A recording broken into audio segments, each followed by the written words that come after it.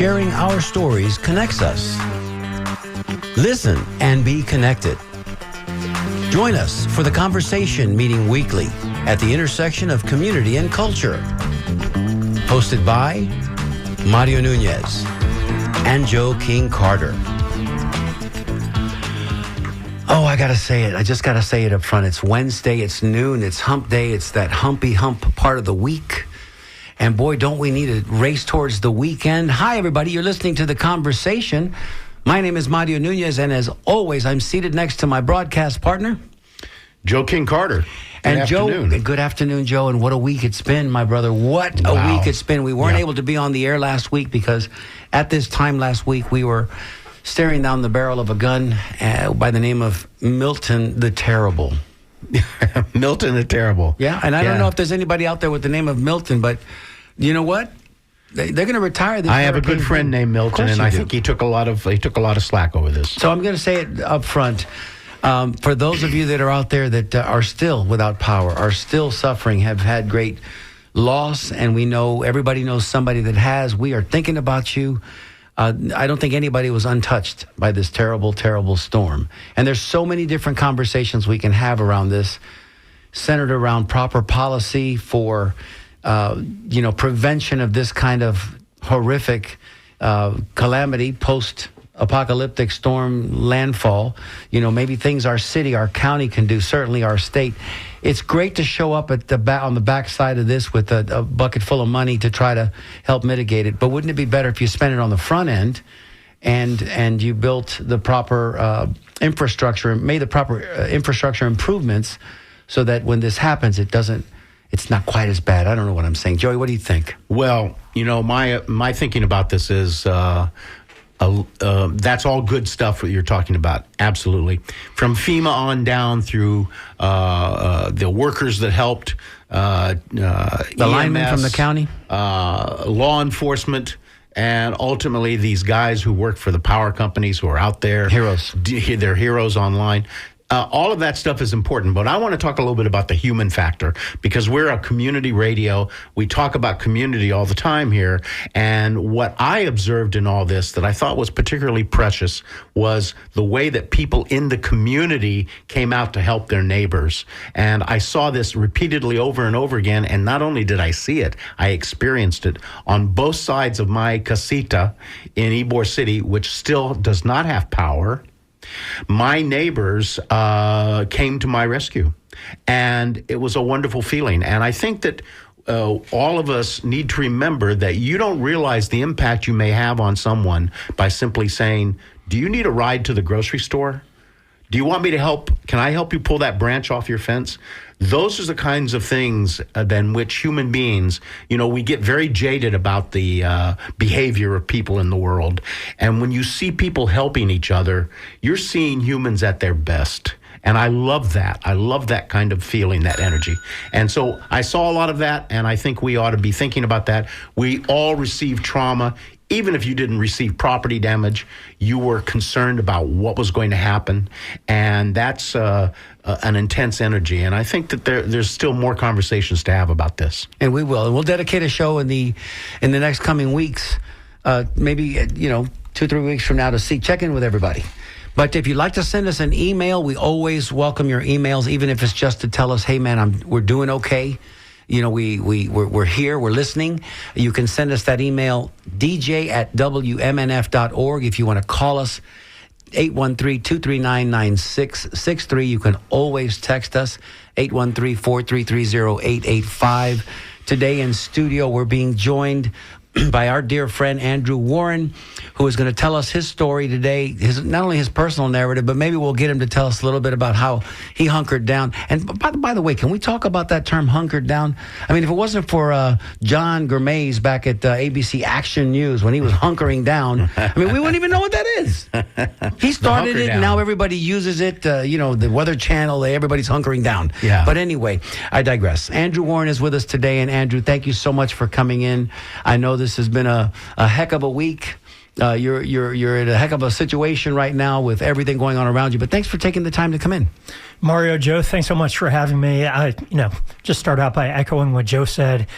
First of all, it's it's so hard to see the devastation that's hit our community, our neighbors, the city of Tampa, Hillsborough, the entire state up to, North Carolina. But at a time when politics divides us, and in this election season in particular, it's nice when you see and you participate in that neighbor helping neighbor. And it's just that reminder that we need once in a while that what unites us is so much stronger than that which divides us. No one's asking anyone's political affiliation or who they're voting for. They just come out and offer to help. That's what community is all about. In times of need, they say that about the military as well, Andrew, that, when you're in a foxhole, when you're in the heat of battle, and this guy's got your back, you're not asking to see his red or blue card. You don't care what his political affiliation is. You just want him to be on guard and to have your back.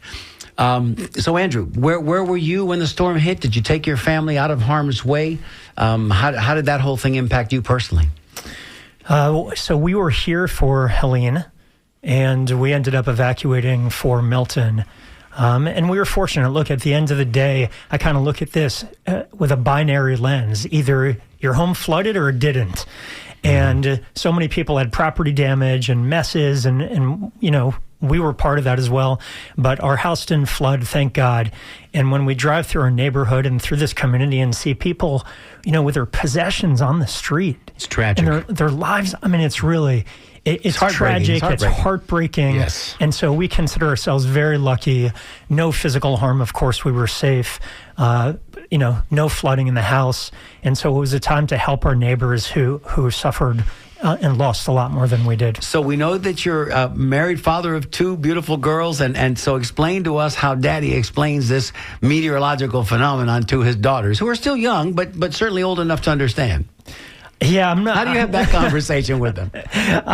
What do you tell them? I start by acknowledging that I'm not a meteorologist. There you go. Right? That's fine. That's fine. Let's ring a bell for not being a meteorologist. They're at the ages where they ask the questions of, why and what's going to happen. And there's how old are they? 13 and 10. There you go. 13 going on 16 and 10 going on 7.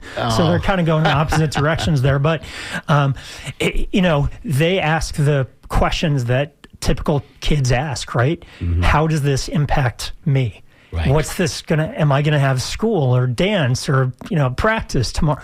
And where are we going and for how long? And then we try to make them understand as a teaching moment in the aftermath of this, be grateful for what you have, be, giving and compassionate to those who suffered great loss, and recognize the importance of community coming together to help each other out. So we use these things as teaching lessons for our girls. Those are great lessons that all parents everywhere should heed, because really, you don't really, until you're in those boots, you don't understand. And it's almost like when your parents will take you as a child to a Thanksgiving to feed those that are in need during Thanksgiving. Just listen, public service, it comes at us in many different manifestations, right? And I think what Joe was alluding to about community and coming together, you got problems and we all have problems. The best way to kind of mitigate the heavy experience of those problems is to help somebody else. Absolutely. Yeah, such a great point. And I love that you brought up that example. So I've served with an organization, Men of Vision here, which is a mentorship program for kids. And it's a phenomenal organization. And these kids are out every weekend at Carter Woodson School as part of a mobile food pantry. And I go out and I'm there, several times a year volunteering. And I bring my kids with me sometimes because they're lucky that they've never had to worry about food being put on the table. But I want them to not just see it and understand it, but to help give back at a young age, knowing that there are people who are less fortunate. And it's not just having compassion and sympathy for them. It's about actually doing something about it. What that does, I think, at an early age, it imprints upon them not only the importance, as you say, of giving back, but also that my daddy, in this case, right, was the one that showed me this. So forevermore, that experience of giving back will always keep them associated with that love that they have for you and your wife, the family together. I think that's a beautiful thing. And you have to teach the kids that, because they don't know that innate. That's not an innate skill that you are born with. You have kids that are maybe more empathetic than others, right? Through just, divine interventions. You've always gone to grade school with kids that were kinder than other kids. Sometimes that's taught. Sometimes they just know that innately.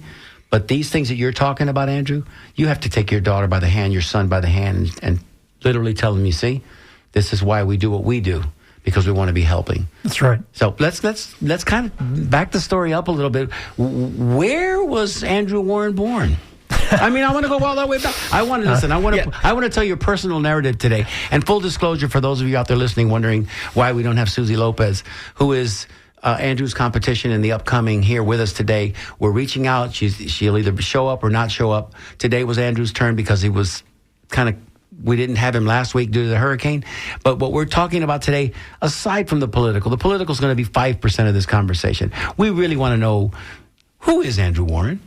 Oh, I thought you were going to say she wasn't here because she's refused to debate me. Is that true? Yeah, it is. The local TV stations have tried to hold debates. She has refused to participate. So I don't know. I mean, well, I do know what she's hiding from the community. But look, we're here not to talk about politics. Correct. So, Andrew Warren, this is your life. Where were you born? I was born at good old Shands Hospital in Gainesville, Florida, part of the University of Florida. So I was born into Gator Nation. Gator Nation, wow, man. Okay. Your little blanket coming home was blue and orange. There's no doubt about it. Or orange and blue, as we would say in Gainesville. So let me ask you this, because those of us that are Floridians, and I'm Hillsborough County. You got Manatee or Sarasota? Manatee County. Manatee County, Bradenton. Yeah. That's Joe King Carter. What was that like? I mean, we all know about Tom Petty and the Heartbreakers, and that they were the favorite son from Gainesville. But when you were little, what was it like riding your bike around Gainesville? It was a great place to grow up. I mean, it's a slice of America. It's a diverse community. College town, of course. College town, but when you live there, you're not really part of the college town. That's what I'm thinking, the periphery, until you get older. Right. I grew up, my father was in the construction business, so I grew up on construction sites doing manual labor from the time I was probably old enough to pick up a hammer. Swinging a hammer. I still have the calluses on my hand 40 years later to show it. I ended up going to a high school that was extremely diverse. It was about 40% black, 40% good old boy, and I'm neither. But it was just such a great experience in Gainesville, being in that community where, again, community comes together, where you have kids' sports and you have events to go to. And, of course, the university provides a lot of athletics and culture and museums. And so I loved it. I was the third of four kids. And that's what I was going to ask next. Yeah. Third of fourth. So, boys and girls, give us the breakout. Son. Favored son, me. I'm just kidding. And the others aren't here to defend themselves. They're not here to defend themselves. And sister, baby sister, and baby sister. There you go. Actually, she is clearly the favorite. Well, you can expect and she must have had a difficult time getting dates in high school, because she had to run the gauntlet, right? She had dad and then 3 older brothers, and it's like, come on now. Yeah. No comment on that. There you go. Yeah. Little League. Did you do the whole 4th of July parades? I mean, this sounds like Norman Rockwell's America. It really was. I mean, it was going to the 4th of July parades, going to the museums as a kid, taking the patrol in 5th grade where you got the bright orange badge on. Did you know how to fold your belt? I did. Because remember, it was a certain way. It was a thing. And then you hang it from your own belt, and it was cool if you knew how to do it. Yeah, well, I guess I wasn't cool enough. I just wore mine across my chest. I couldn't fold it today, but I knew back then how to fold it. Learning how to fold the flag, right? Yeah, absolutely. And so the respect you learn for law enforcement from a young age, for the military from a young age, when you have that responsibility, even as a patrol, 10-year-old, sure, right? That teaching and instilling those values that my parents instilled in me and then get reinforced through community and through those activities. The value of, hard work just on the sports field, right? I grew up playing basketball and baseball and soccer, and I think it teaches such great life lessons at a young age that you work hard, you get better, that working hard doesn't guarantee success, that you overcome things as a team, you win. So we could go on, but yeah, it was a slice of Norman Rockwell life. I think because Norman Rockwell's about 40 years before my time, but yes. Still. Right. But we still I've seen the pictures. Yeah, no, we refer to that time in Americana as a great time. And it was for some people, maybe not for everyone, because we know the society had its ills even back in the 40s and 50s, certainly 60s. But we look at that as certainly a simpler time when things were, like you said earlier, the reference to being binary, and things were it seemed like we had less clutter. So, and then, of course, Saturday Evening Post and all things that came from that bonanza. And Gainesville is I always thought of it as a special place. It's a special place in the world. It seems to me it's Florida. It's not Florida. It's rolling. It's hilly. It's colder. It's cooler.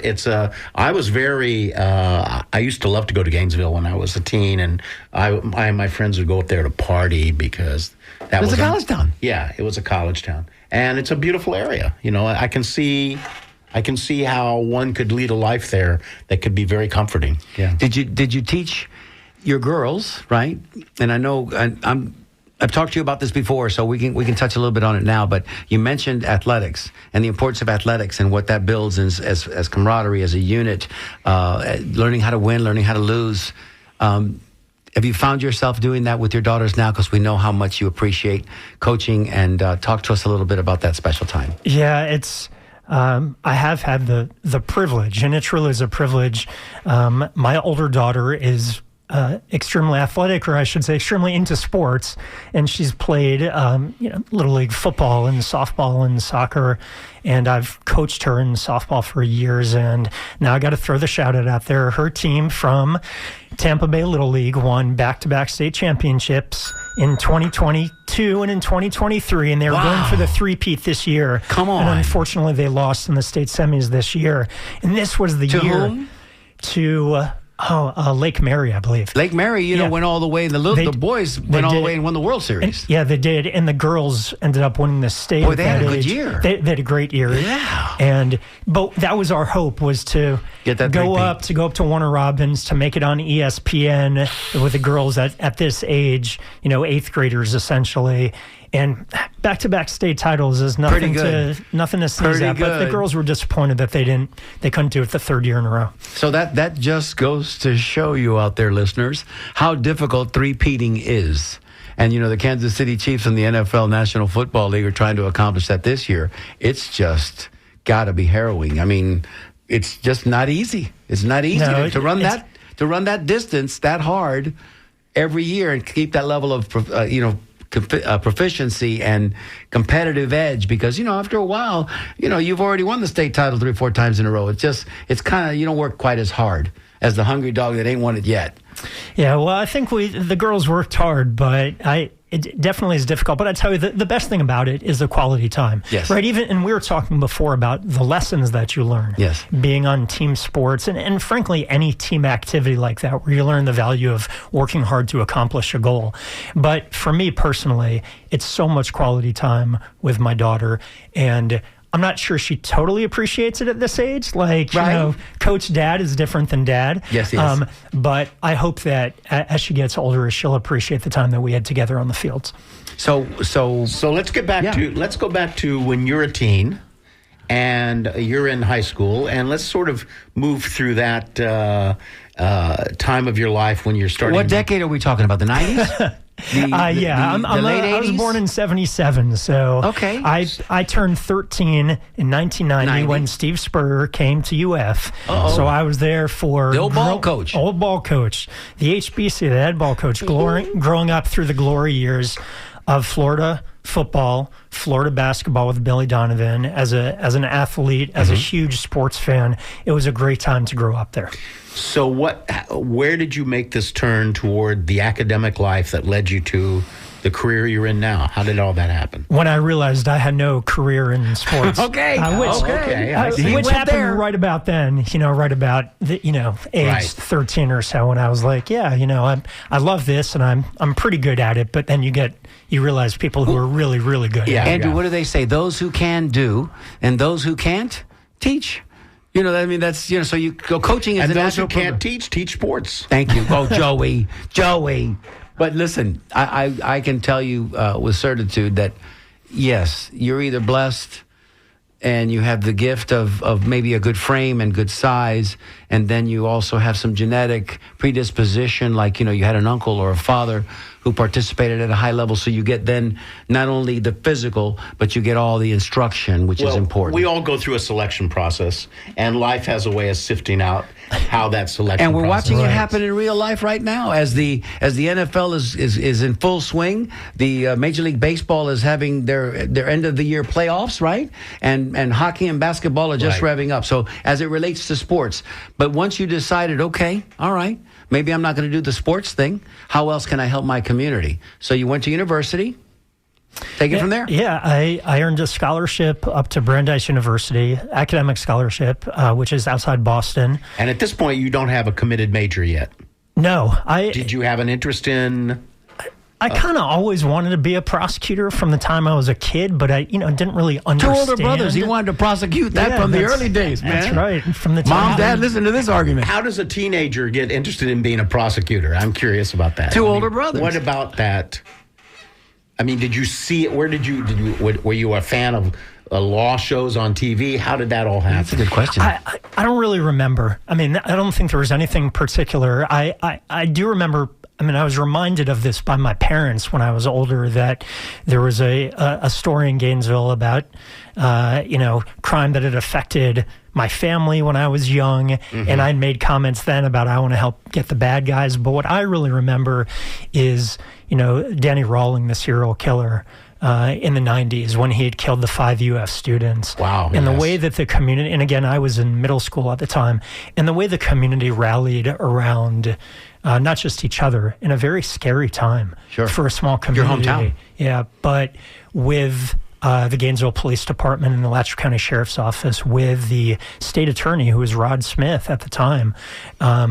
And for a couple years, as that case made its way through the system, I think it had a real impact. I know on a lot of people, but on me in particular. Right. And just seeing how the fear that was in our community for someone who had, murdered 5 innocent people, and the work that law enforcement and the prosecutors did together to find, convict, hold them accountable. And so that had an impact on me. And as I went off to college and even through high school and, did debate clubs and things like that, I always thought, maybe I think I want to be a prosecutor. I had an open mind about it, and I ended up studying economics and political science in college. But I just always came back to, this is something I really have a passion for, and that passion grew. It feels like it was in your DNA, Andrew. You wanted to be the tip of the spear. You wanted to get, like you said, get the bad guy and right the wrong and make sure that, it was done, and it was done in a certain way. And I think that's what you're discussing, what you're describing, better said. So you're at Brandeis. You by the time you leave Brandeis, is that when you have to kind of declare yourself, or do you go back into law school afterwards? Where'd you go to law school? So I actually spent a year at the London School of Economics because I was studying economics and political science and had a chance to go abroad. And when I came back, ended up going to law school right after graduating college. I went to Columbia Law in New York.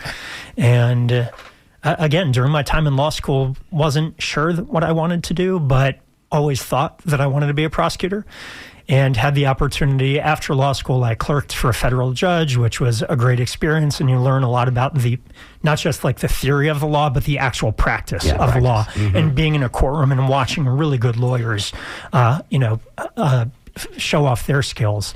And then I went to work at a large law firm that had strong connections with the Justice Department to get the couple years of experience I needed, and then ended up joining the U.S. Department of Justice as a federal prosecutor. At what age? Oh, man. That's okay. Give it a second. Do the math. I joined in 2008. So I was born in 77. So what does that make me? 35? 31? 31. Pretty young. Yeah, I was pretty young. Yeah.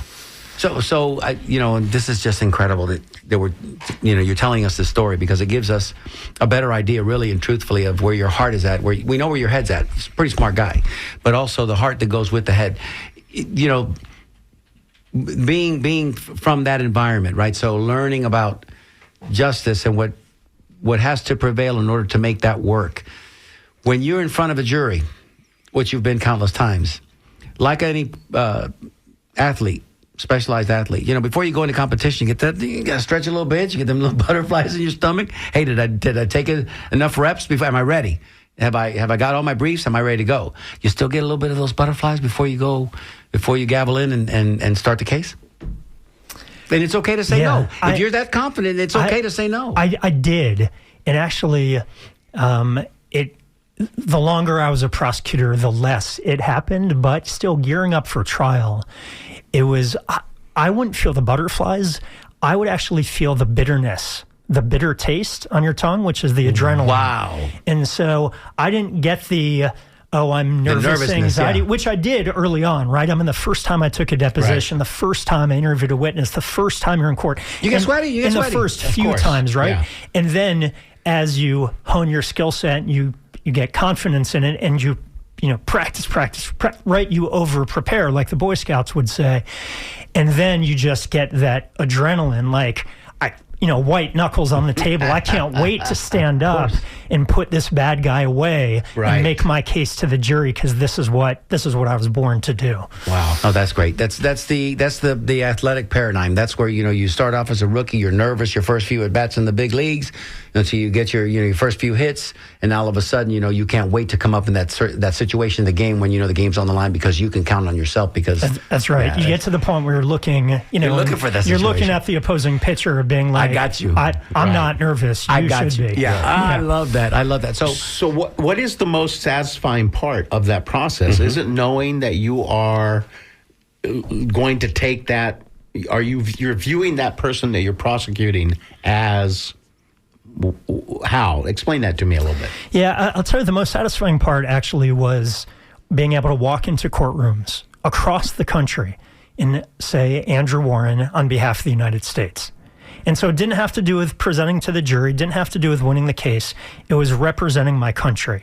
That, by far, was the most rewarding aspect of the job. And to do it in a jurisdictions across the country, not just because I was in Washington, D.C., working on a main justice, so we had national jurisdiction. So to do it in, from the Midwest and the Northeast and the Southeast and in Florida, where I'm from, to do it all over the place in different courtrooms is such a tremendous honor. And, I love the gamesmanship of winning cases and prosecuting cases. But again, that was so far down the chain of importance to the mission of the job. And I did a lot of white-collar criminal prosecution, so most of my time there was spent prosecuting these huge fraudsters, people who stole millions and sometimes billions of dollars from government programs, from investors, from retirees, from senior citizens.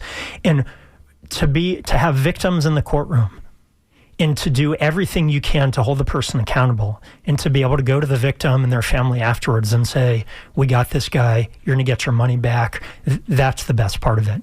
Something tells me that Andrew Warren sleeps pretty good at night. Listen, we're going to do a station ID here real quick, and we'll come back on the other side with a few more questions for Andrew. Hi, y'all, and I'm Diana Durango. You're listening to The Conversation with Mario Nunez and Joe King Carter on WMNF Community Radio 88.5 Tampa. This is an important election year. To help inform you about voting, the candidates, and the issues on the ballot, the WMNF News team has partnered with 10 other public media organizations around the state to create a 2024 Florida Voter Guide. You can find it on our website at WMNF.org/vote. It has information about all the candidates for the U.S. Senate and House and the Florida Senate and House. Candidates provide their positions on issues ranging from the cost of insurance to the environment to how they'll vote on the proposed constitutional amendments. You will also find a tool to help locate the district you vote in, as well as how to register to vote and how to find your polling location. Tell a friend about WMNF.org/vote. It has information about candidates and issues in the 2024 elections in Florida. So, Andrew, with just a few more minutes left, because for those of you that are just joining us, this is WMNF Tampa. You're listening to The Conversation with Mario Nunez and Joe King Carter. Today's guest, our first guest today, is Mr. Andrew Warren, and we're learning all about Andrew and what makes this man tick. And boy, are we finding out some things today, are we not, Joe? Most interesting, yeah. And I think a lot of people probably know about Andrew, of course.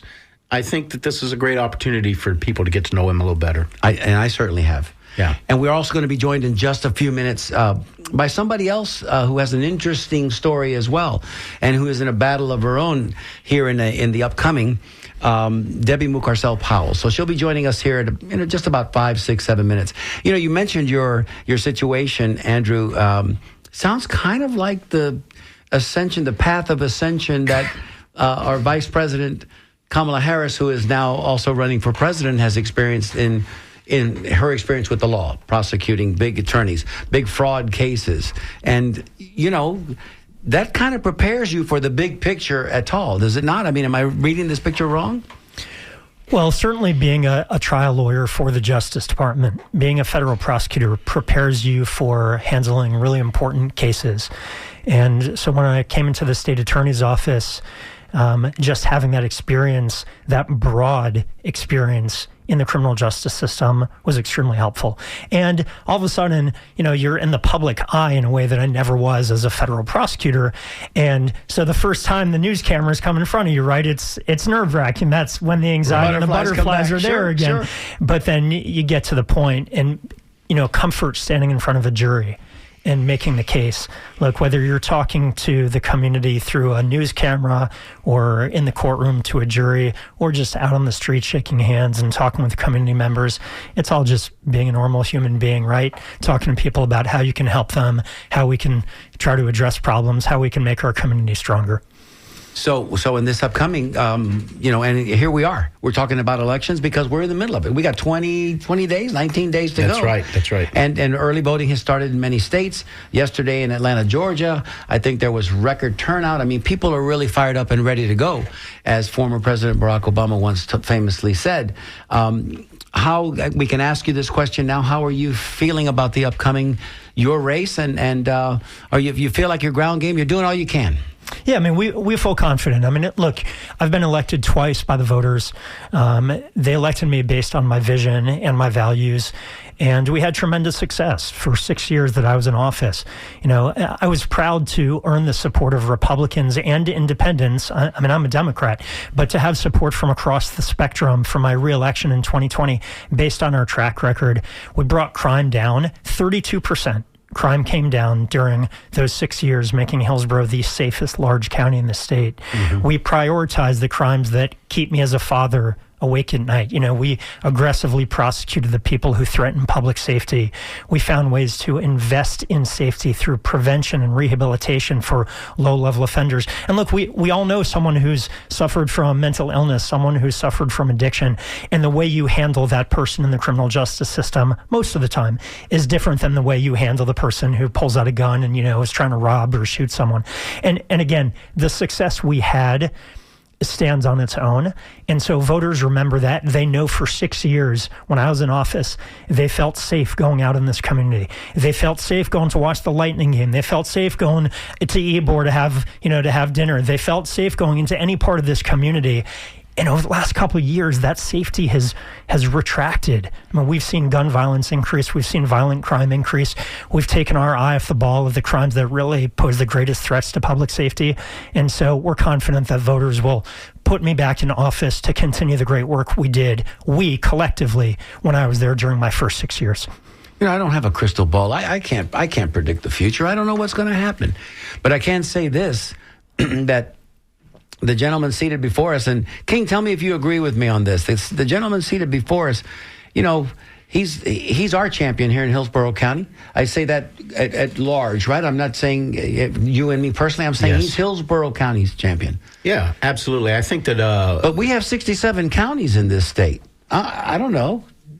Could the guy sitting across from us play elsewhere in the state? I think he's going to get the Alachua County, right? I think he's going to get the Alachua vote. Yeah, when you're looking at what am I saying, Joe? Political offices, and you're looking at an office like a state attorney. Yes. You want somebody that can get the job done. That's what matters. And work across the aisle. You have to have that. And, I think that Andrew's impressive, and I like what I see in him, and I like what I hear. And listen, the guy has been this size since high school. I don't believe he eats bread. I don't believe he eats dessert. You understand what I'm saying? This guy is fit. I mean, he's fit. Well, that's true. What is that waistline, Andrew? Is that 34? Come on, man. Give it up. Pull-ups help keep the stress levels down. And he's in his 40s. Let's face it, Joey. He's in his 40s. Yeah, I get it. You know? I remember my 40s. Yeah, right.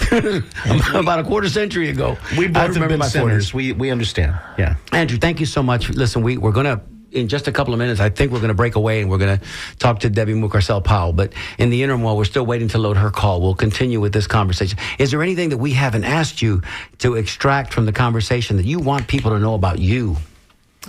On the personal side, right? I mean, we know you're fabulously talented. We know the job you've done. We know the trials and travails that you've had to experience under this particular administration in Tallahassee. And we know all that's loaded and fraught with danger. Well, look, I really appreciate you saying that. You know, I'm a hero to Hillsborough County. But I tell you, when I have people thank me for standing up in the fight against the governor and against the abuse of power where they removed me illegally, and we don't need to get into the weeds of it, but I just think about what's the example I want to set for my kids. Right?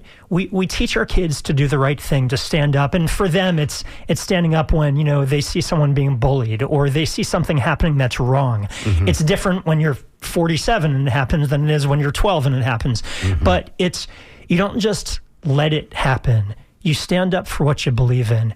And so that inspiration has come from being a father, from being a member of this community. And when people say, thank you for your fight, I think everybody who shares these values, right? Core American values, belief in our democracy, belief in the rule of law, belief in free speech, would fight because they want their kids and their loved ones and their family to see them fighting the same way that I have. So Absolutely. It means a lot when you say it, but I tell you, I think I'm just standing up for the values that we all cherish as Americans. You're here.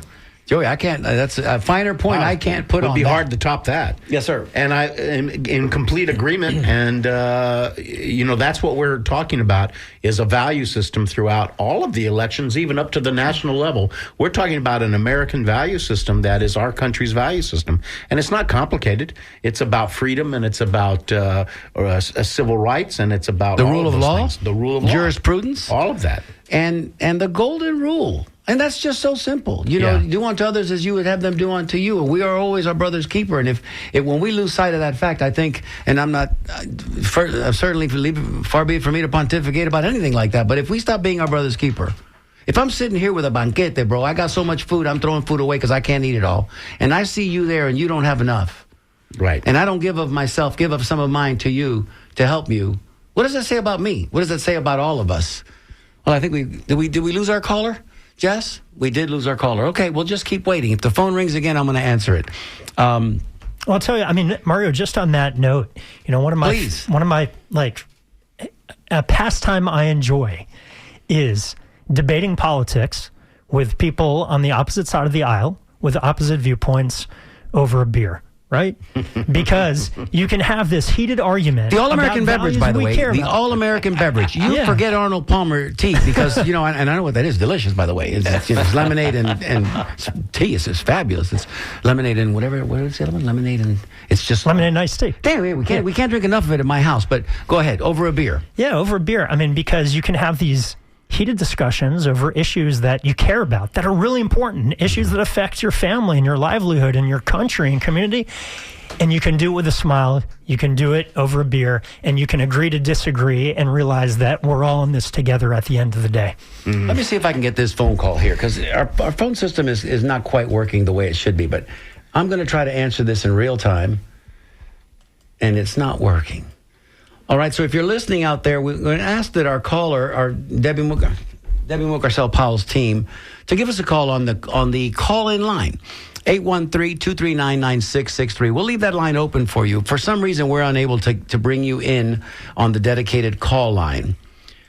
And I feel bad about that. But sometimes we have a little technical difficulties. Hello, caller, are you there? Can you hear me? I think maybe this technical difficulty stuff might have been just me. Sometimes it's the operator. Hey, caller, are you there? And the caller is not. So, can we blame it on Milton? Vahue? No.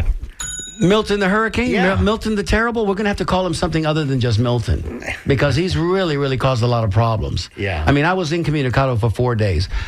By the grace, Milton the monster. The monster, Eminem. I like that. So Halloween. by the grace, we're coming right up. By the grace, I didn't lose power during the 4 days that I was incommunicado, so that was good because I was able to keep my refrigerator on and my air conditioning Are running. you looking at me? Yeah, I am, Joey. Yeah. I'm so sorry about that. I tell you what, you haven't lived until you've shaved using a flashlight. What?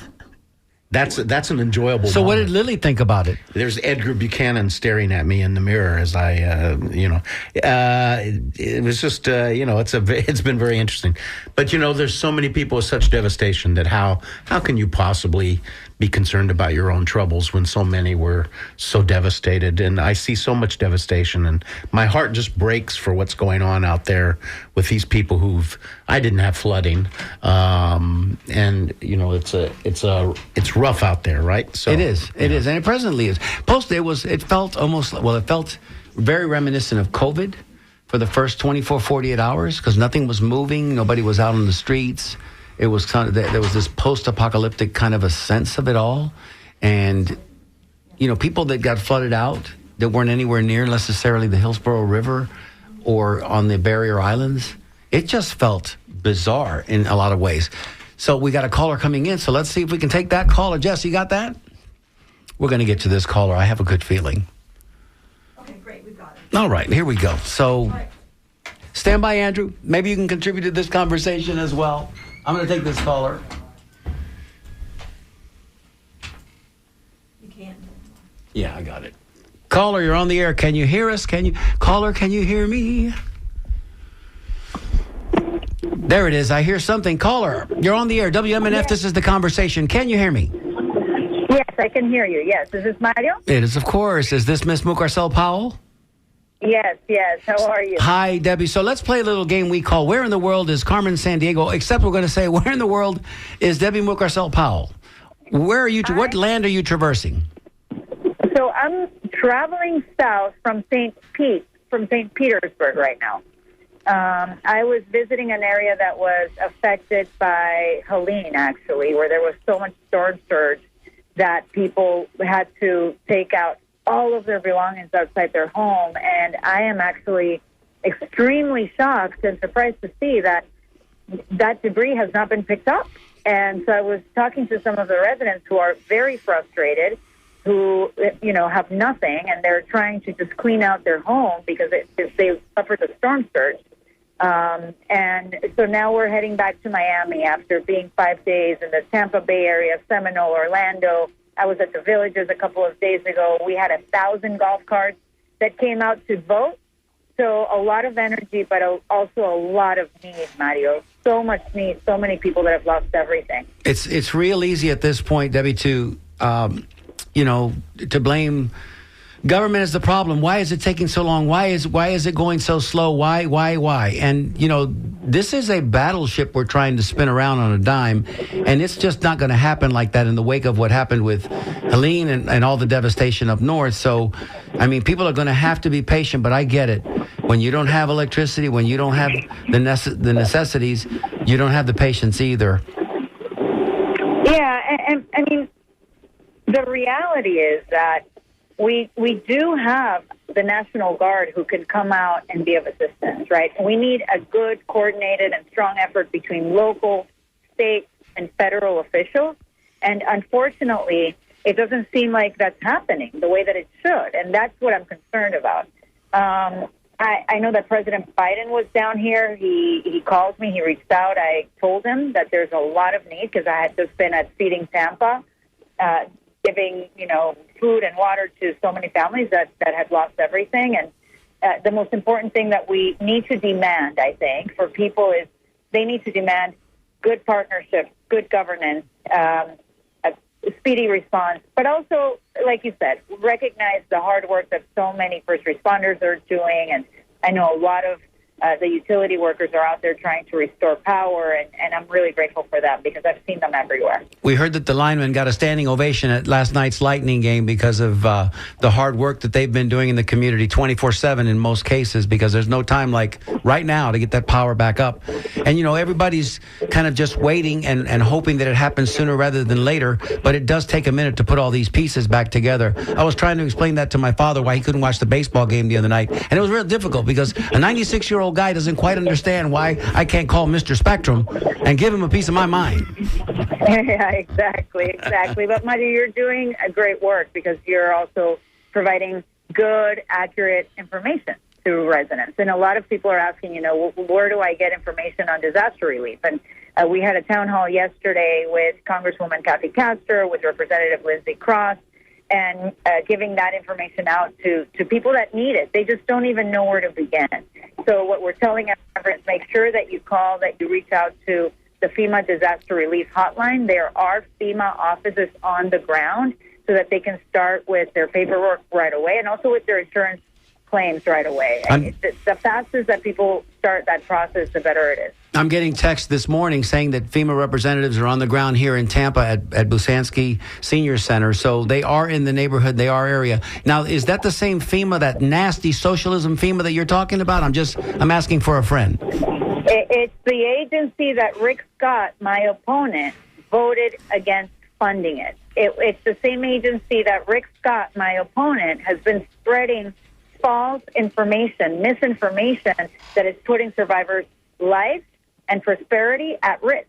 That's the FEMA agency that I'm talking about. This is a federal agency that, as taxpayers, when you're paying your taxes, part of that money goes to fund FEMA.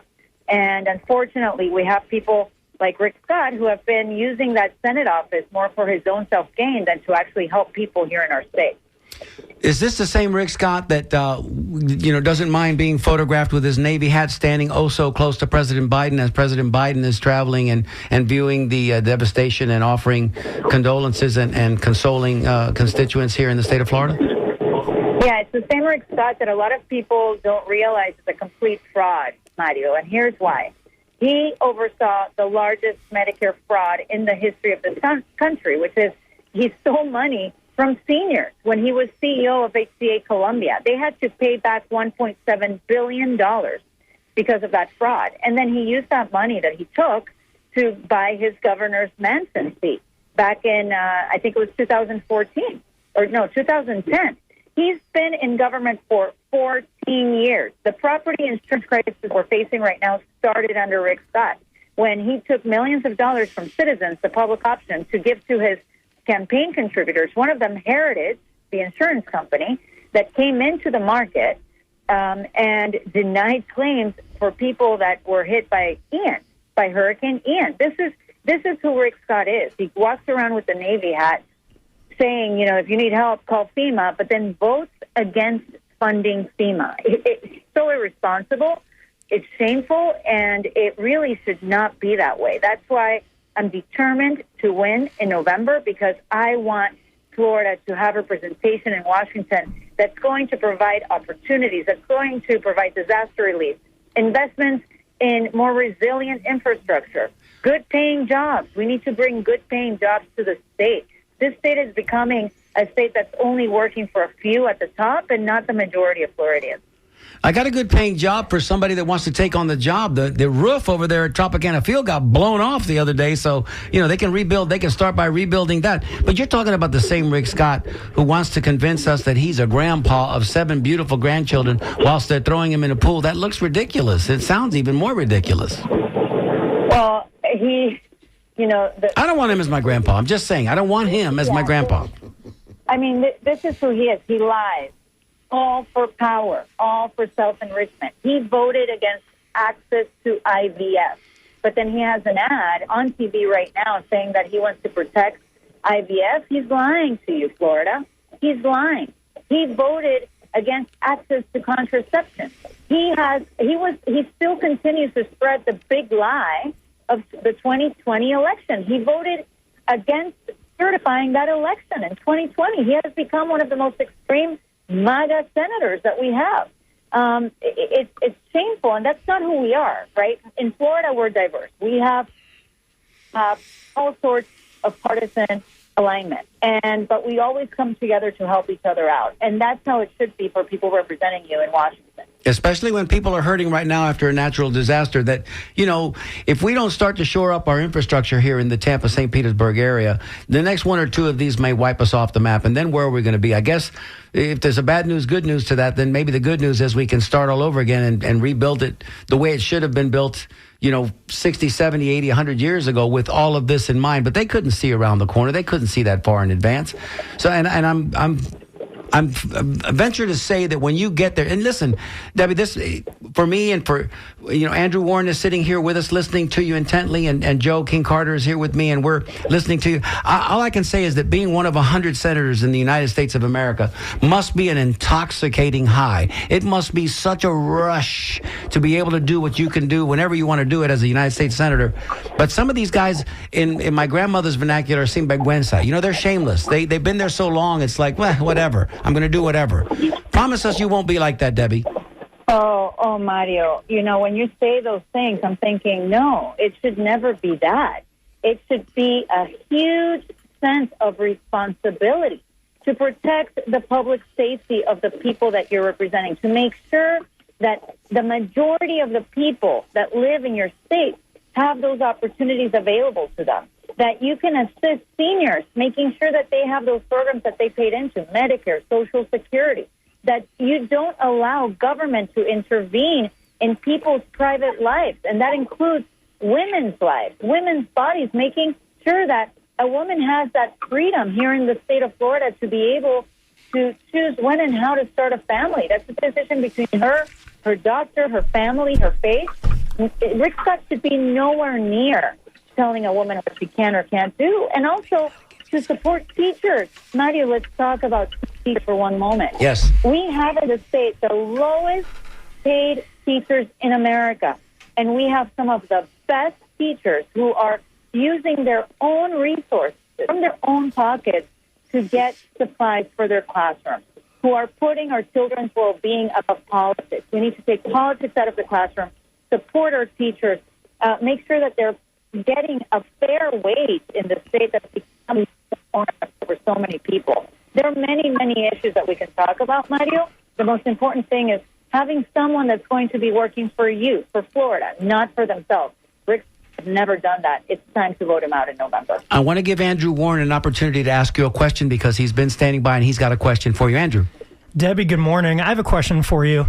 So I was suspended, as you know, because I spoke out in support of abortion rights. The person who the governor appointed was put in place because she's willing to prosecute women and doctors and nurses for reproductive health. Your opponent, Rick Scott, has taken an extremely radical position on women's rights, on abortion, on IVF. Well, what's in the Republican water these days? Yeah, and Andrew, first of all, thank you so much for, regardless of what happened to you, which was completely constitutional, for Ron DeSantis to make that decision to remove you from office, a duly elected position that the people of your district and the county elected you to serve, completely against everything that we hold dear, which is democracy, freedom, fair and free elections. I'm so happy and grateful that you decided to step back up because you've always put the safety and the well-being of the county above politics, and that's exactly how it should be. DeSantis and the extreme MAGA movement like Rick Scott, they're trying to take full control and full power of the state, and it's all for money. It's all for greed. Rick Scott, of course, supports this 6-week ban. And again, what the countries that I know in Latin America, I came from Ecuador, Colombia, Argentina, Mexico, they passed laws to protect access to abortion for a woman because these extreme bans have correlation with higher rates of violence against women and also higher rates of maternal mortality.